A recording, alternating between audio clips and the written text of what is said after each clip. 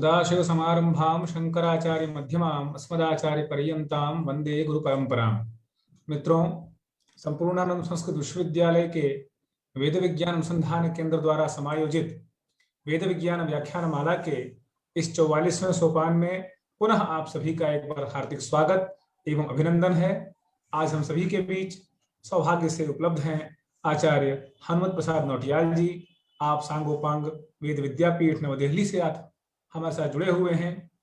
इस विशिष्ट व्याख्यान में वेदों में ऋतु एवं आयुर्विज्ञान इस विषय पर आपके वक्तव्य से हम लाभान्वित हो रहे हैं।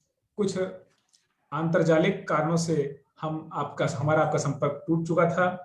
पुनः आप हमारे साथ बने हुए हैं एवं हमारे श्रोताओं एवं वक्ताओं के बीच इस धैर्य हेतु हम सबकी सराहना करते हुए पुनः श्रोताओं की ओर से हम आदरणीय आचार्य जी को निवेदन करते हैं कि वे अपने व्याख्यान को पुनः प्रारंभ करें।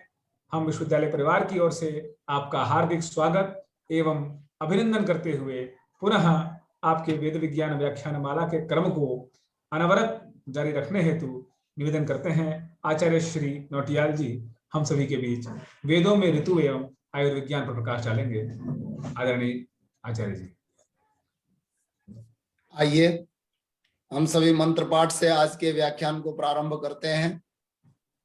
अथर्ववेद में प्रार्थना की है, ओम पश्येम शरदः शतम् जीवेम शरदः शतम् बुद्धेम शरदः शतम् रोहेम शरदः शतम् पूषेम शरदः शतम् भवेम शरदः शतम् भूयेम शरदः शतम् भूयोऽसि शरदः शतात्।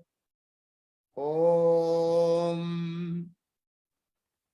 परम सम्माननीय संपूर्णानंद संस्कृत विश्वविद्यालय के महनीय कुलपति महोदय, वेद विज्ञान अनुसंधान केंद्र के सभी महनीय अधिकारी, आचार्यगण, उपाचार्यगण, इस कार्यक्रम से जुड़े हुए इस अंतर्जाल में उपस्थित सभी श्रोताओं जो हमारे आदरणीय हैं, समादरणीय हैं, आत्मीय हैं, उन सभी श्रोताओं को हमारा नमस्ते।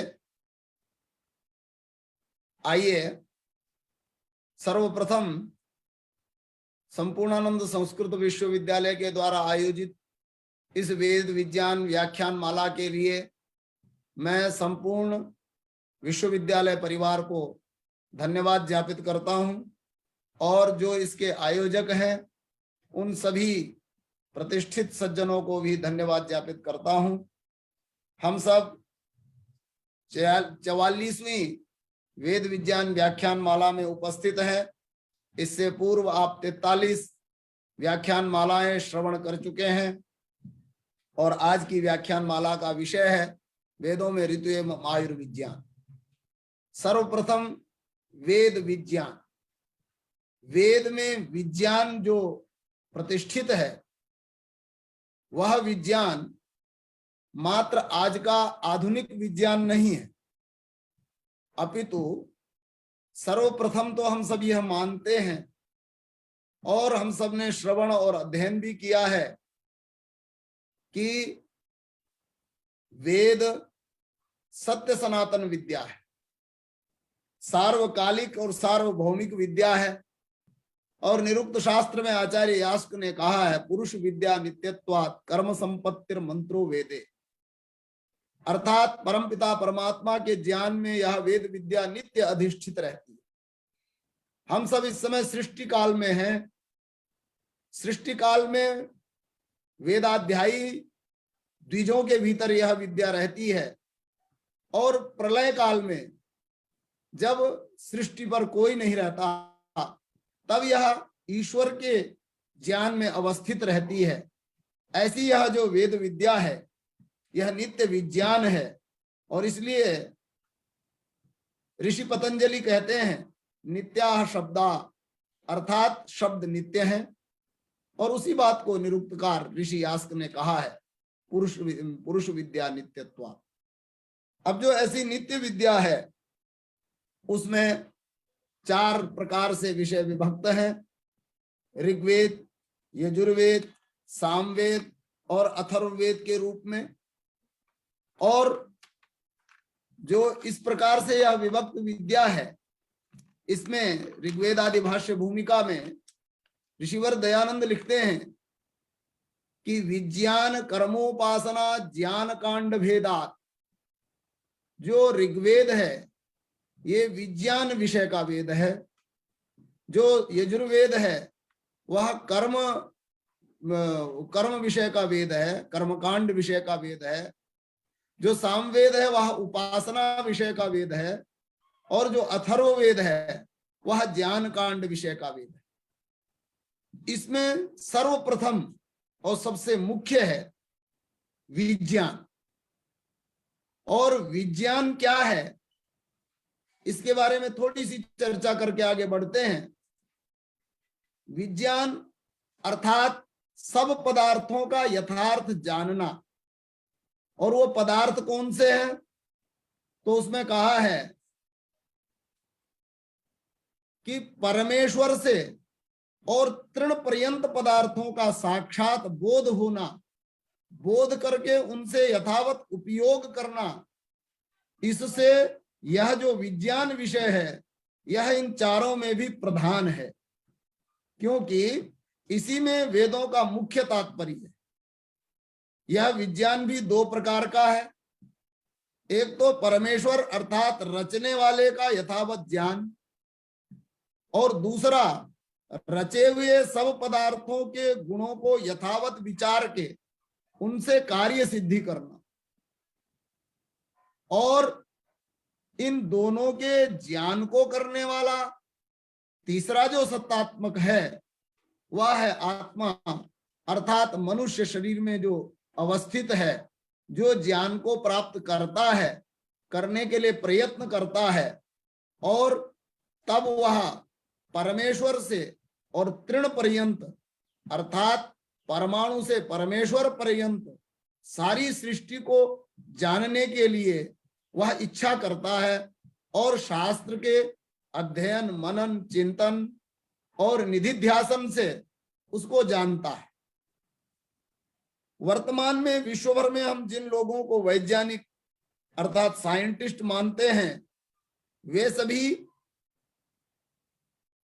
ईश्वर द्वारा रचित प्रकृति पदार्थों के ही गुणों को जानकर प्रकृति के दोहन से नहीं अपितु शोषण से, वर्तमान में हम इसे कह सकते हैं कि वर्तमान के वैज्ञानिक दोहन तक सीमित नहीं रहे, अपितु शोषण तक पहुंच गए, और उससे ही वो प्रकृति के आश्चर्यजनक परिणाम संसार के सामने उपस्थापित करते हैं।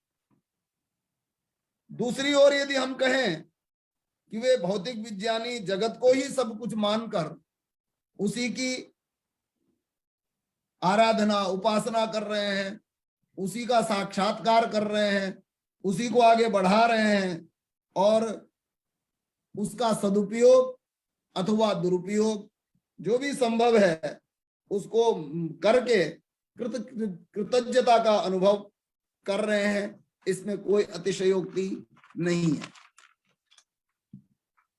दूसरी ओर हमारी वेद मूलक परंपरा में ऐसी भी एक परंपरा है जो इस भौतिक विज्ञान को कुछ नहीं मानती, अर्थात वे मानते हैं कि ब्रह्म सत्यम जगन मिथ्या, जीवो ब्रह्मैव नापरा, अर्थात ब्रह्म ही सत्य है, ईश्वर ही विज्ञान है, और कोई किसी प्रकार का विज्ञान नहीं है। यह जो हम देख रहे हैं, सुन रहे हैं, अनुभव कर रहे हैं, यह सारा जगत स्वप्नवत है, मिथ्या है, इसका कोई अपना अस्तित्व नहीं है, ऐसा अद्वैत वेदांतवादी लोग मानते हैं। और इसलिए वे ईश्वर को ही सर्वोपरि मानते हैं, सब कुछ मानते हैं, और जीवो ब्रह्मैव, जो आत्मा है वो ब्रह्म ही है, ऐसा प्रतिपादित करते हैं, और जगत का उनके सामने कोई अस्तित्व नहीं है, ऐसी उनकी मान्यता है। लेकिन हमारी जो दर्शन परंपरा के ऋषि हैं, उन्होंने इन तीनों विज्ञेय पदार्थों, विज्ञेय पदार्थ का तात्पर्य है जो विज्ञान से जाने जाने योग्य है, जिनके लिए विज्ञान है।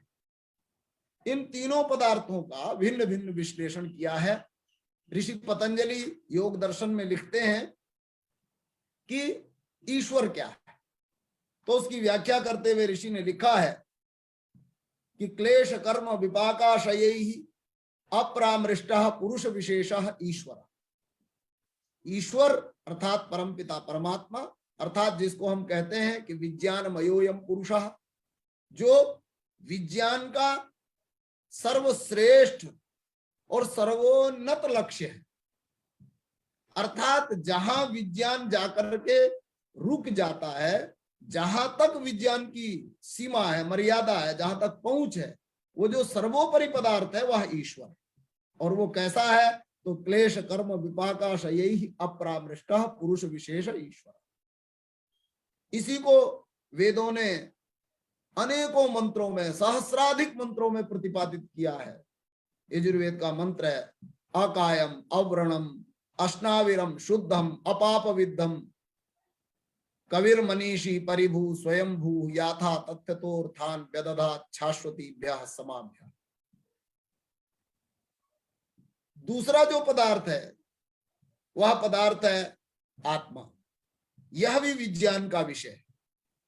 और उस आत्मा के बारे में जब दर्शनकार न्याय दर्शन में महर्षि गौतम लिखते हैं और सांख्य दर्शन में महर्षि कपिल लिखते हैं, तो वहां भी उसकी परिभाषा स्पष्ट है कि इच्छा द्वेष प्रयत्न सुख दुख ज्ञानानि आत्मनो लिंगम। महर्षि कपिल इससे और आगे और थोड़ा खोल करके व्याख्या करते हैं कि प्राणापान निमेषोन्मेष जीवन मनोगतीन्द्रियांतर विकाराः सुख दुखे इच्छा द्वेषो प्रयत्नाश्चात्मनो लिंगानि। यह आत्मा की परिभाषा। वह आत्मा भी विज्ञेय है।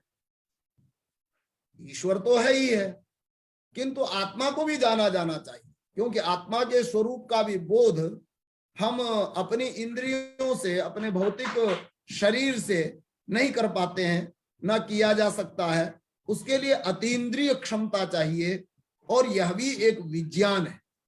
एक नहीं, अभी तो विज्ञान की पूर्णता ही उसमें जाकर के होती है।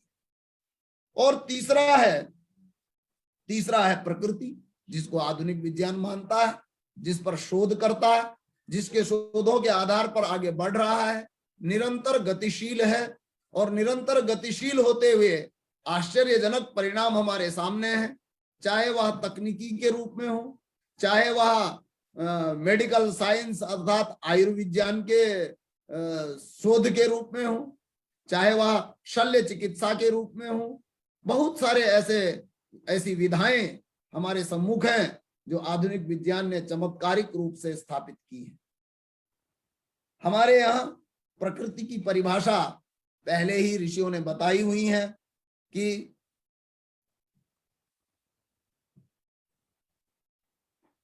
सत्वरजस तमसाम साम्यावस्था प्रकृति, प्रकृतेर महान महतो अहंकारो अहंकारात् पंच तन्मात्राणि उभयम इंद्रियम पंच तन्मात्रेभ्यः स्थूल भूतानि। इसमें सत्व रजस और तमस, यह तीन पदार्थ है। वर्तमान के जो वैज्ञानिक हैं, जो साइंटिस्ट हैं, परमाणु विज्ञान वाले लोग हैं, वे प्रोटॉन, न्यूट्रॉन और इलेक्ट्रॉन इस रूप में अब तक पहुंचे हैं। लेकिन हमारे जो सत्व रजस और तमस हैं, वे इनसे कहीं अत्यंत सूक्ष्म स्थिति है, जहां तक अभी वर्तमान विज्ञान संभवतः पहुंच नहीं पाया है। और वहां ऋषि कहते हैं कि जब इन तीनों की साम्यावस्था होती है, इनका एक संघात होता है, उसका नाम प्रकृति है। प्रकृति से महत्त्व बुद्धि, बुद्धि से अहंकार, अहंकार से पंच तन्मात्रा, उससे सूक्ष्म भूत, 10 इंद्रियां तथा 11वां मन, पंच तन्मात्राओं से पृथ्व्यादि पंच महाभूत।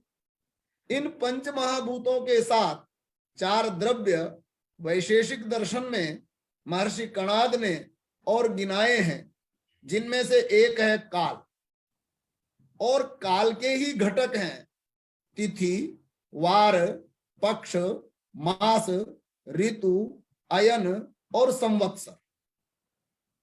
आज जिस विषय पर हम चर्चा कर रहे हैं वह विषय है ऋतु, अर्थात ऋतु और आयुर्विज्ञान। और यह आयुर्विज्ञान और ऋतु वेदों में किस रूप में है, क्या महात्म्य वेदों में दर्शाया गया है, किस प्रकार इसका उल्लेख वेदों में आया है, वेद क्या कहते हैं, और क्या जो वेद कहते हैं आधुनिक वैज्ञानिकों के अनुसार यदि कहा जाए तो क्या वह विज्ञान सम्मत है। हम सब तो मानते ही हैं कि वेद विज्ञान ही है, वेद से बड़ा विज्ञान कोई नहीं है, किंतु आधुनिक जगत के लोग कहते हैं क्या इसमें विज्ञान पूर्ण बात है, अर्थात साइंटिफिक है।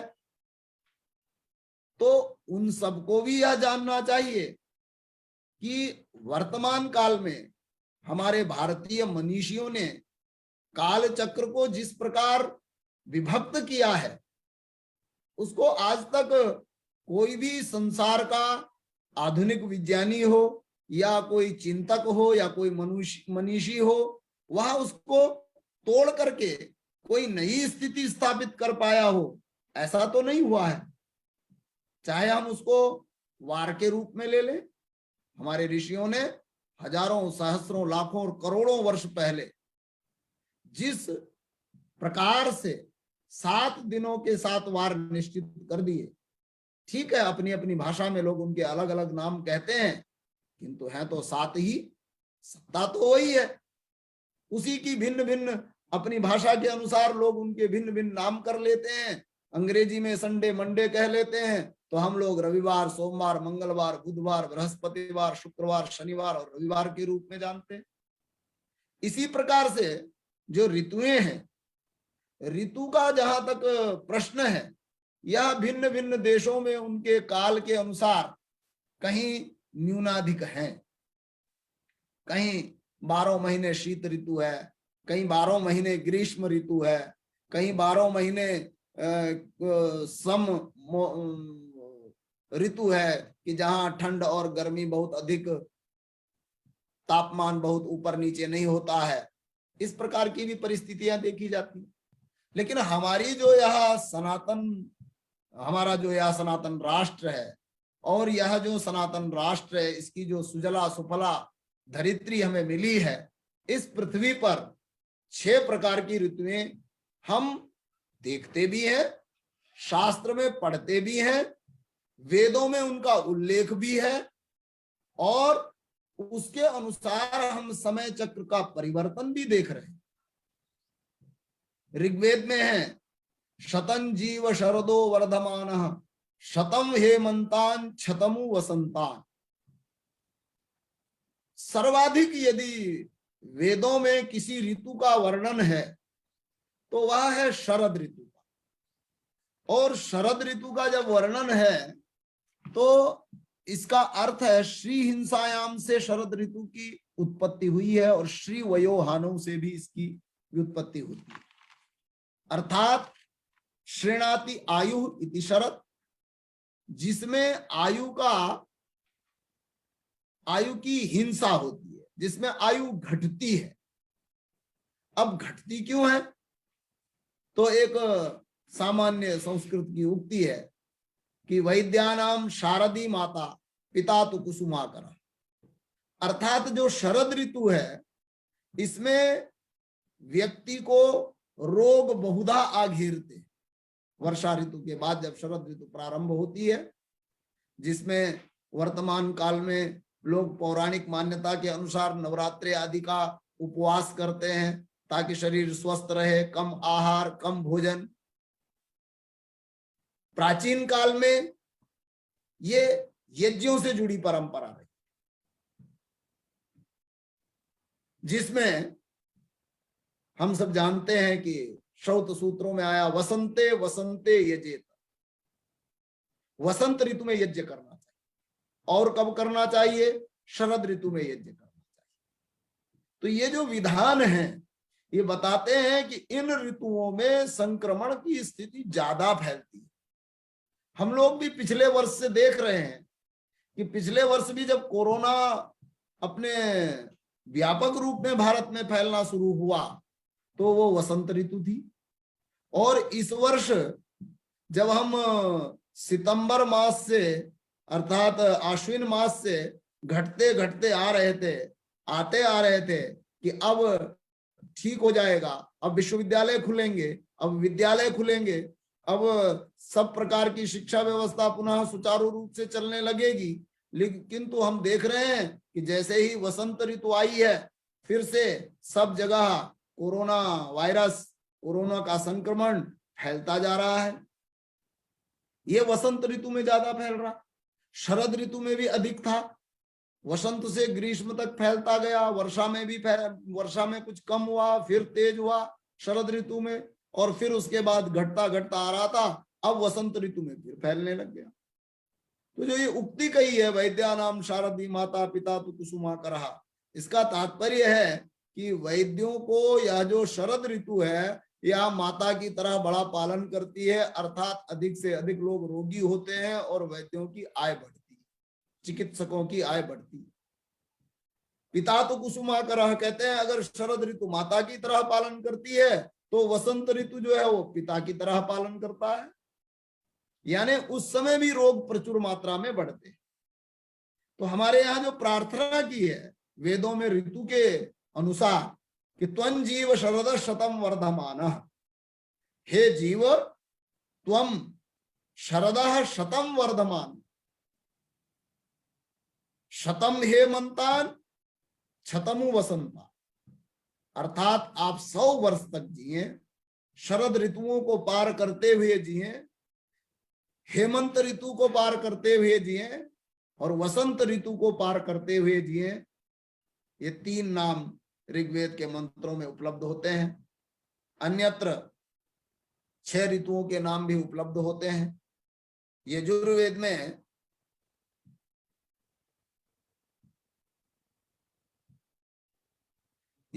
में भी मंत्र है।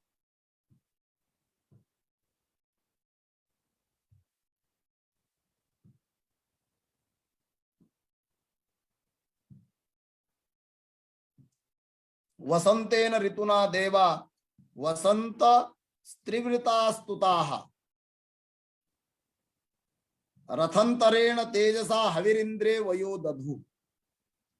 इसी प्रकार से वर्षा ऋतुनादित्याः, शारदेन ऋतुना देवाः, हेमंतेन ऋतुना देवाः, ये प्रत्येक ऋतु का एक एक मंत्र है और उसमें यज्ञ करने का विधान और उसके साथ आरोग्यता की प्रार्थना ये यजुर्वेद के मंत्रों में की गई। सामवेद में भी पूरे 6 ऋतुओं का एक मंत्र में वर्णन है और वहां यही प्रार्थना की गई है कि ये ऋतु हमारे लिए रमणीय हो। वसंत इन्नुरंत्यो ग्रीष्म इन्नुरंत्यः वर्षाण्यनु शरदो हेमंतः शिशिरो इन्नुरंत्यः। इसका तात्पर्य है कि वसंत निश्चय से ही हमारे लिए रमणीय, रमणीय का अर्थ है कि हमारे लिए आह्लादकारक, हम अच्छी प्रकार से उस ऋतु का आनंद ले सके। आज जब हम देखते हैं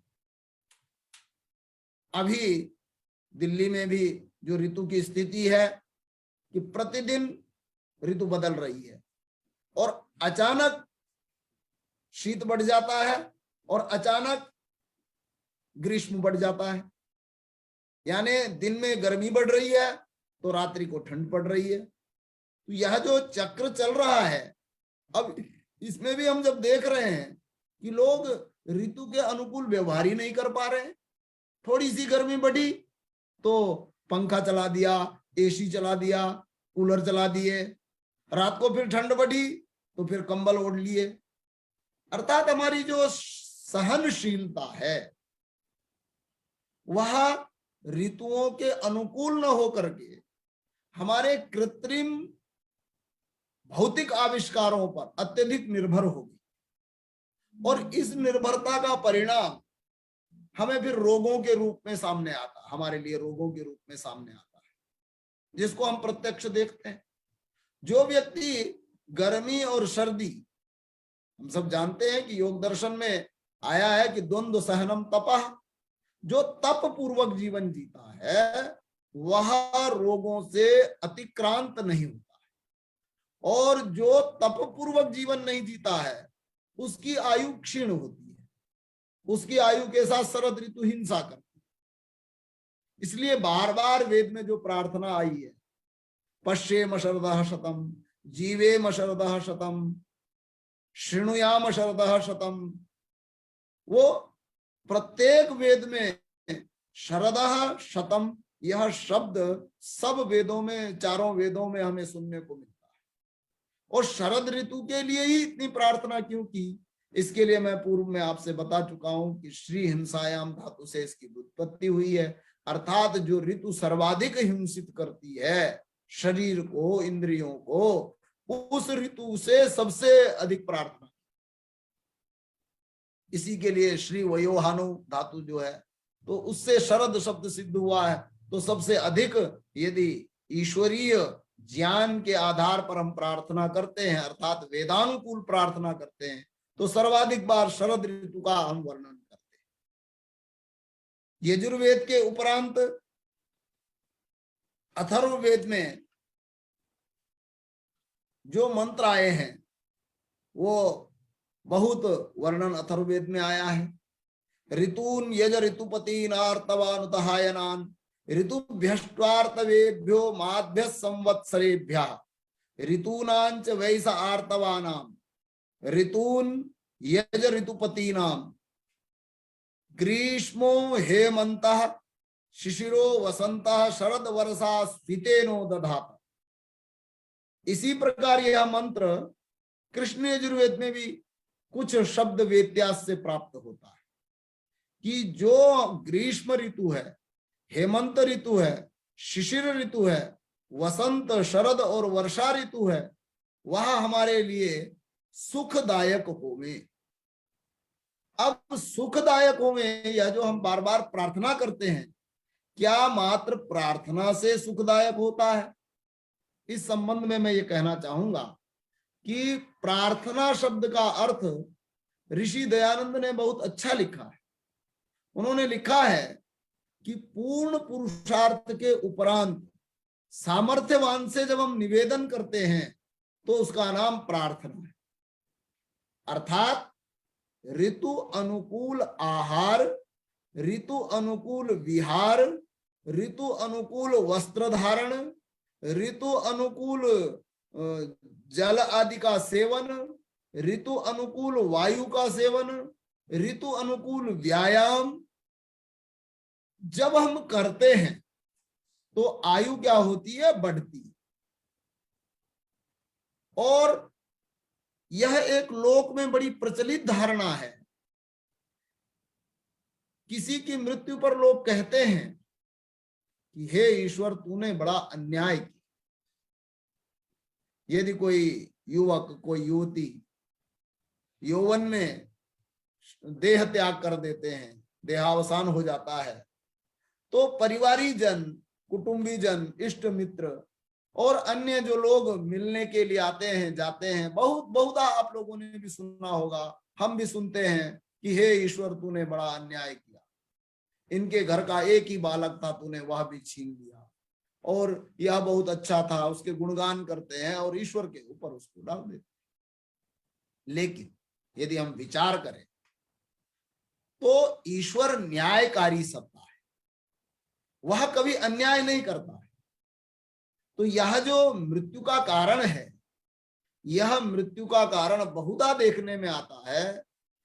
दो शब्द हमारे शास्त्रों में और हमारे श्रवण में बहुत आते हैं, एक है दिनचर्या और एक है ऋतुचर्या। दिनचर्या जिसकी व्यवस्थित है और ऋतुचर्या जिसकी व्यवस्थित है, वह व्यक्ति सुदीर्घ जीवन को प्राप्त कर सकता है। इसमें यदि हम आश्रम व्यवस्था को और जोड़ दें कि ब्रह्मचर्य आश्रम, गृहस्थ आश्रम, वानप्रस्थ आश्रम और संन्यास आश्रम, यदि क्रमिक इन आश्रमों के नियमों का पालन करते हुए अर्थात ब्रह्मचर्य पूर्वक वीर्य धारण करते हुए शरीर को ओज तेज से संपन्न बनाना, फिर गृहस्थ जीवन, फिर वानप्रस्थ और संन्यास में भी ब्रह्मचर्य का धारण करना, तो निश्चित रूप से आयु को बढ़ाने वाला है। अर्थात हमारा जो आयुर्विज्ञान है, आयु का विज्ञान है, उस विज्ञान में हम पारंगत हो सकते हैं उस विज्ञान को जानने के बाद। और विज्ञान को जानने का तात्पर्य है कि हम खोज करें। और क्या खोज करें?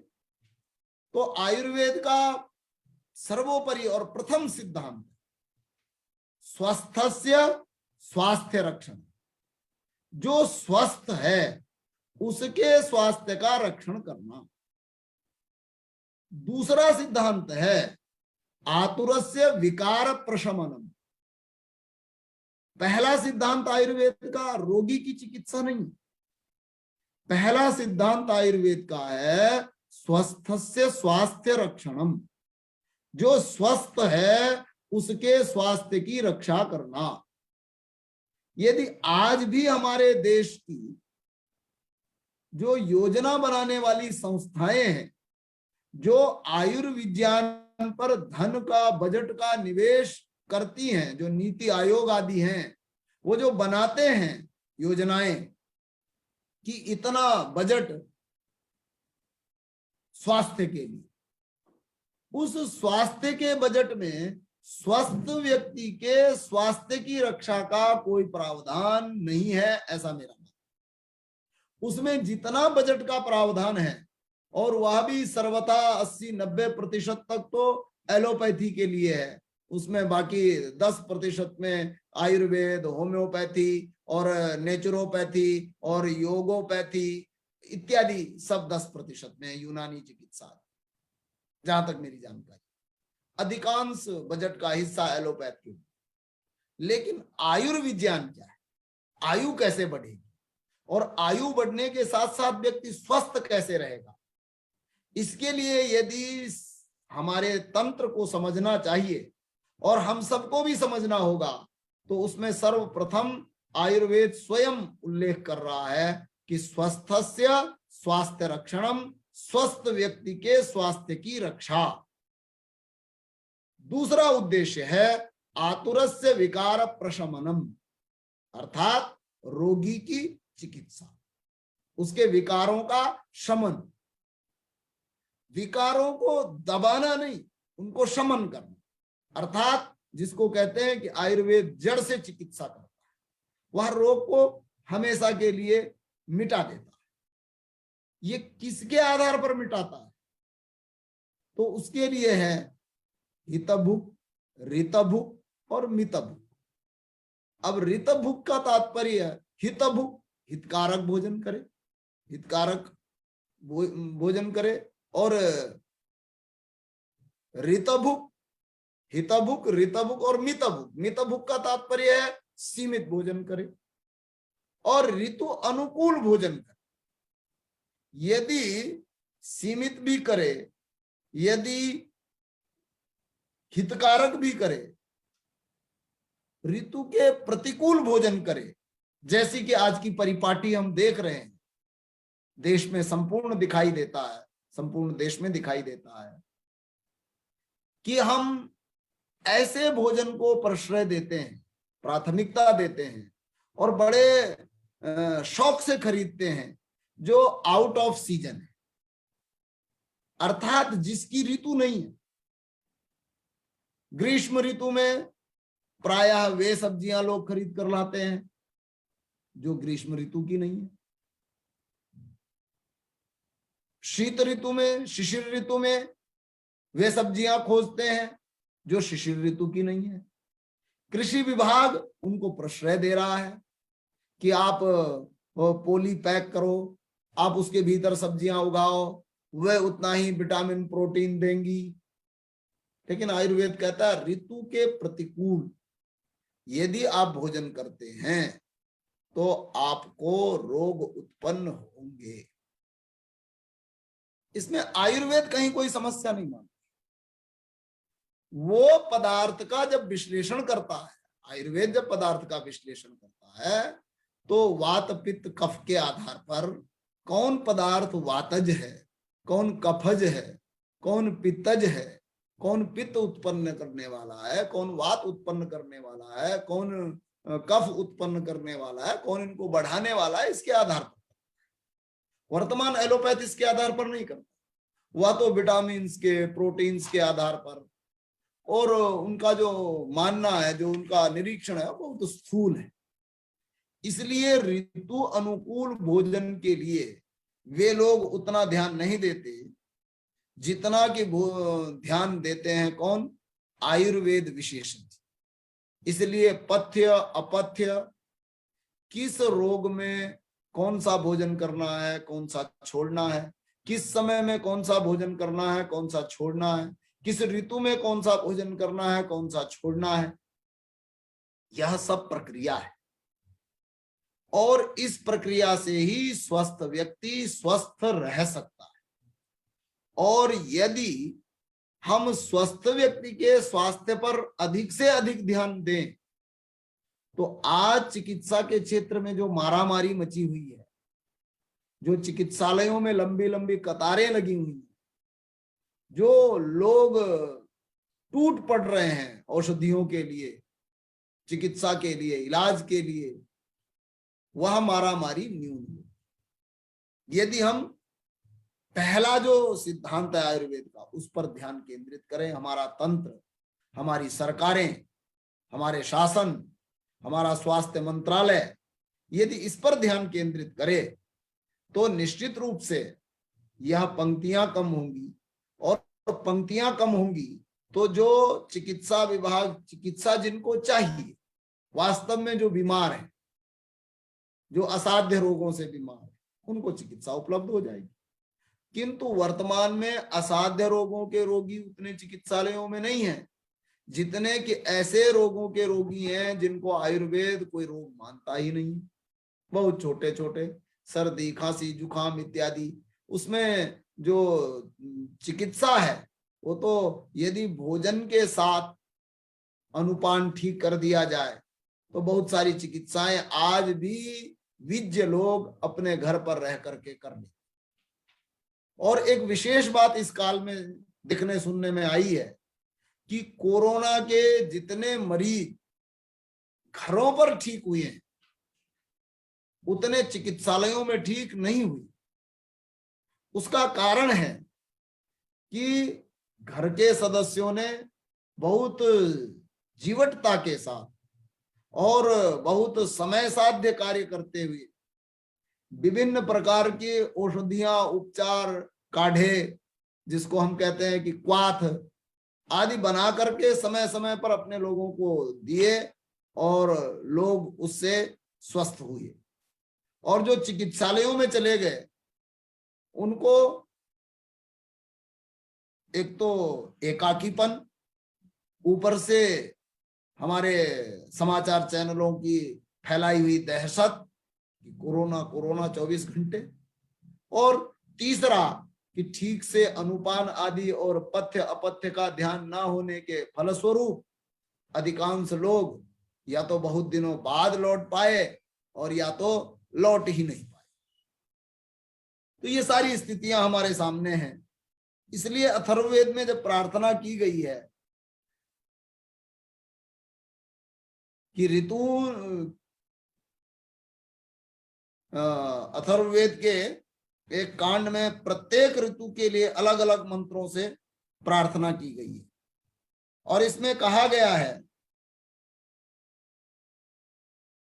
कि ग्रीष्मावैनम मासो दक्षिणाया दिशो गोपायतो यज्ञा यज्ञयंच वामदेव्यंचानुत्ता चानुतिष्ठतो य एवं वेद तस्मै प्रतीच्या दिशा वार्षिकौ मासौ गोप्ताराव कुर्वन् वैरूपंच वैराजंचानुष्ठातारो। वार्षिका वैनम मासौ प्रतीच्यान दिशो गोपायतो वैरूपम वैराजन चानुतिष्ठतो एवं वेद। अर्थात यह जो ग्रीष्म ऋतु है यह दक्षिण दिशा से हमारी रक्षा। जब उत्तरायण और दक्षिणायन होता है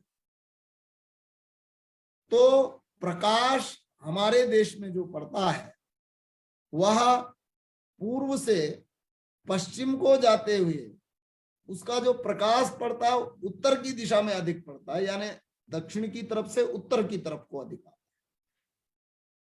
उसमें प्रार्थना यह है कि यह जो ऋतु है, चाहे वह वसंत ऋतु हो, वसंता वैनम मासो प्राच्यान दिशो गोपायतो, वसंत ऋतु को प्राची दिशा के साथ जोड़ा है, यह हमारी रक्षा करे। ग्रीष्म ऋतु को दक्षिण दिशा के साथ जोड़ा गया है। उसके बाद वर्षा ऋतु को प्रतीची दिशा के साथ जोड़ा गया है। उसके बाद शरद ऋतु को उदीची दिशा के साथ, उत्तर दिशा के साथ जोड़ा गया है। और ध्रुवा और ऊर्ध्वा 6 दिशाओं का प्रायः अथर्ववेद में वर्णन है। उप दिशाओं को अथर्ववेद में कम महत्व दिया गया है, किंतु 6 दिशाएं की प्राची, दक्षिण, पश्चिम, उत्तर, ध्रुवा और ऊर्ध्व। ध्रुवा का मतलब नीचे की दिशा और ऊर्ध्वा का मतलब ऊपर की दिशा।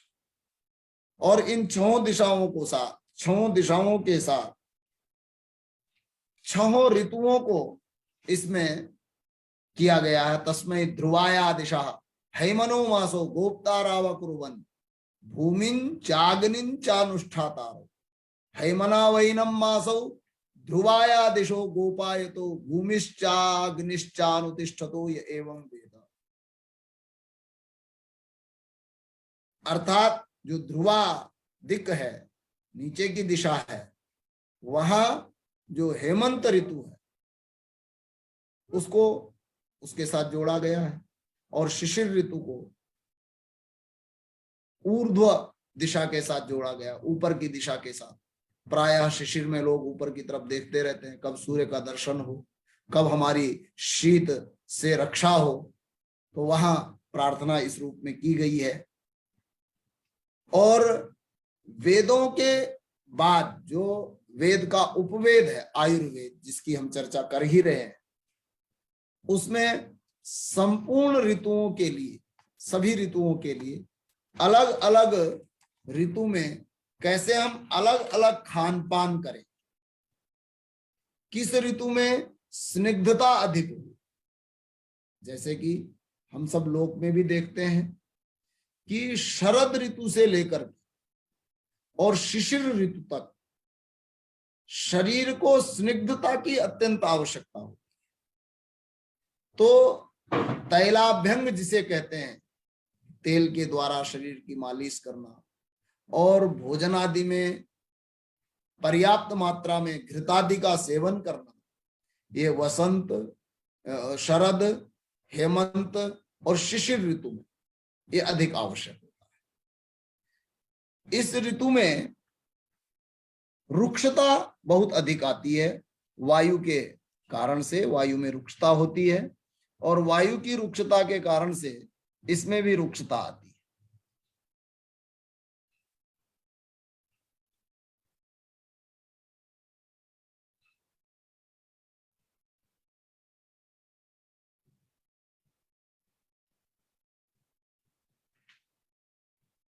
इसमें आयुर्वेद चरक संहिता में लिखा है, वर्षा शरद हेमंते त्रिषु तु दक्षिणाभिमुखेर के काल मार्ग मेघ वात वर्षाभिहत प्रतापे शोषिनी चाव्याहत बले माहेंद्र सलिल प्रशांत संतापे जगति अरुक्षा रसाः प्रवर्धन्ते अम्ल लवण मधुराः यथाक्रमं तत्र बलमुपचीयते नृणामिति। अर्थात वर्षा ऋतु, वर्षा, शरद और हेमंत ऋतु में जब सूर्य दक्षिणायन हो जाता है, काल के स्वाभाविक मार्ग के कारण, बादल, वायु, वर्षा के कारण सूर्य का तेज घट जाने से और सोम का बल कम न होने से, वर्षा जल के कारण गर्मी के शांत हो जाने से संसार में अरुक्ष स्निग्ध रूप बढ़ते हैं। इससे अम्ल, लवण और मधुर क्रमशः, क्रमशः का तात्पर्य है वर्षा में अम्ल, शरद में लवण और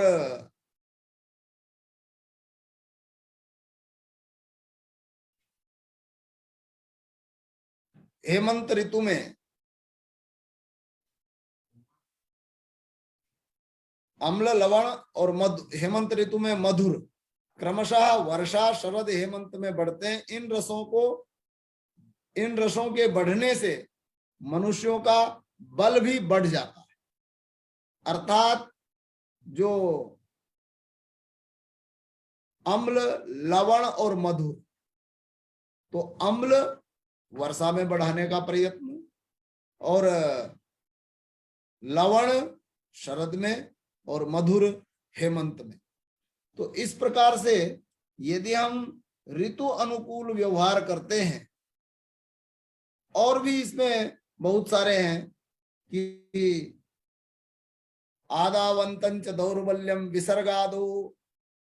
विसर्गादो नियोर नृणाम मध्ये मध्य बलम त्वंतम श्रेष्ठे मग्न च निदर्शनत शीते शीतोन्मिल स्पर्श समृद्धो बलिनाम बलि। विसर्ग और आदान काल के आदि अर्थात अंत में पुरुषों के शरीर में दुर्बलता, यथा विसर्ग के आदि काल में वर्षा में और आदान के अंत समय ग्रीष्म ऋतु में जब भारी गर्मी पड़ती है तो ये दुर्बलता रहती है। दोनों कालों के मध्य में अर्थात शरद और वसंत मध्य रहता है। विसर्ग के अंत समय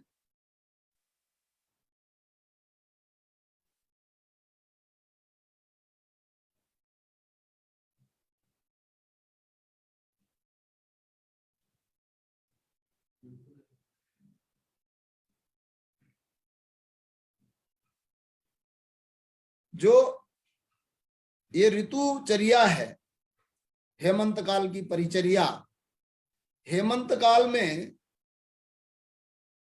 ठंडी वायु से जठराग्नि शरीर से बाहर निकलकर अंदर ही रुककर,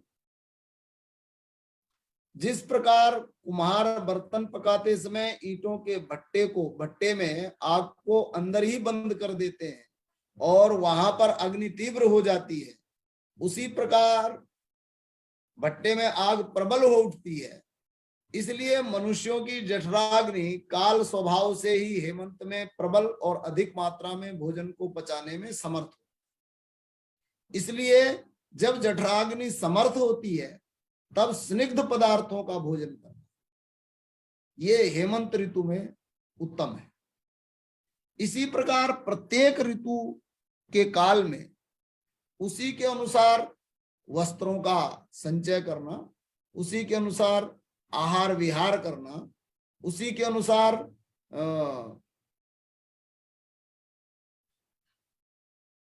ऋतुचर्या करना, दिनचर्या करना, यह मनुष्य की आयु को बढ़ाने वाला है। और जो इसके विपरीत करते हैं वह आयु को घटाने वाला सिद्ध होता है। जैसे कि वर्तमान में हम देख रहे हैं कि व्यक्ति थोड़ी सी ऋतु अनुकूल, यदि ग्रीष्म ऋतु गर्मी बढ़ जाए तो व्यक्ति हाय हाय करने लगता है। वर्षा में वर्षा आ जाए तो प्रायः कहते हैं बहुत बारिश हो गई। यानी थोड़ा भी यदि ऋतु के अनुकूल भी यदि व्यवहार हो रहा है, शीत ऋतु में यदि शीत बढ़ जाए, कहता है बहुत सर्दी हो गई, अब सहन नहीं होती, जबकि उन ऋतुओं का नाम ही उसके अनुकूल पड़ा हुआ है और जिस ऋतु में जो होना है वो निश्चित है। फिर उसको सहन करना चाहिए, और उसके सहन करने से ही, और सहन करने की क्षमता को बढ़ाना चाहिए, और जो आयुर्वेद ने उस ऋतु में कर्तव्य कर्म कह रखा है, कहा हुआ है, उसका पालन करना चाहिए। उसके पालन से हम ऋतु के अनुकूल व्यवहार करने के कारण आयु को बढ़ाने में हम सज्ज हो सकते हैं, हम सिद्ध हो सकते हैं। और यदि हम ऐसा नहीं करते हैं तो हम उसमें सिद्ध नहीं हो सकते हैं। यह जो आयुर्विज्ञान है, यह आयुर्विज्ञान आयु को सुरक्षित रखना, आयु को बढ़ाना, आयु के साथ चलना, आयु का ठीक ठीक उपयोग अपने सत्कर्मों में करना, इसके लिए है। और वेद से लेकर के आयुर्वेद तक और जितने भी हमारे शास्त्र हैं, वह स्थान स्थान पर हमें इसकी शिक्षा देते हैं। उसके अनुकूल जीवनचर्या, दिनचर्या, ऋतुचर्या करनी हम सबके लिए आवश्यक है। ये हम सबको अभीष्ट है और हम सबको इसे करना चाहिए। आज के इस व्याख्यान में संपूर्णानंद संस्कृत विश्वविद्यालय ने जो यह व्याख्यान माला आयोजित की है, और इन व्याख्यानों के माध्यम से उस विज्ञान तक मनुष्य पहुंचे कि जहां अभी उसकी पहुंच नहीं, अर्थात ऋतु जो हमने आज का विषय लिया है, यह तो एक काल का घटक है। उससे पहले काल है, और काल के साथ 9 द्रव्य है, और द्रव्यों के जब हम और पीछे लौटते हैं तो ये सारी प्रकृति है। प्रकृति भी विज्ञेय है। और इसलिए जब हम कहते हैं कि परमाणु से परमेश्वर पर्यंत जानना, तो परमाणु से परमेश्वर पर्यंत जानने के लिए हम आधुनिक विज्ञान के साथ साथ जो आध्यात्मिक विज्ञान चाहिए, उसकी उपेक्षा नहीं कर सकते। जैसी उपेक्षा उसकी वर्तमान में देखी जा रही है, उस उपेक्षा का फल यह है कि हम सिर्फ पार्थिव पदार्थों तक, यानी भौतिक पदार्थों तक सीमित होकर के रह गए। इसी को हमने सबसे बड़ा विज्ञान समझ लिया है।